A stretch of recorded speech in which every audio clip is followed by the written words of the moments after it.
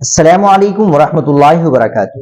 ناظرین کرام، عدالت عظمیٰ میں وقف ترمیمی قانون پر مسلم تنظیموں، سیاسی پارٹیوں، سیاست دانوں اور دیگر کی عرضیوں پر جاری سماعت اور عدالت کے رخ پر اطمینان کا اظہار کرتے ہوئے مسلم تنظیموں نے کہا کہ ہمیں امید ہے کہ عدالت عظمیٰ سے انصاف ملے گا۔ جمعیت علماء ہند کے صدر مولانا ارشد مدنی نے آج قانونی پیش رفت پر اطمینان اور قدر و مسرت کا اظہار کیا اور کہا کہ ہمیں نئے قانون کی جن نکات پر سخت اعتراض تھا اور جو وقف املاک کے لیے انتہائی تباہ کن ہے، ہمیں خوشی ہے کہ وکلاء کی مکمل بحث انہی نکات پر مرکوز رہے۔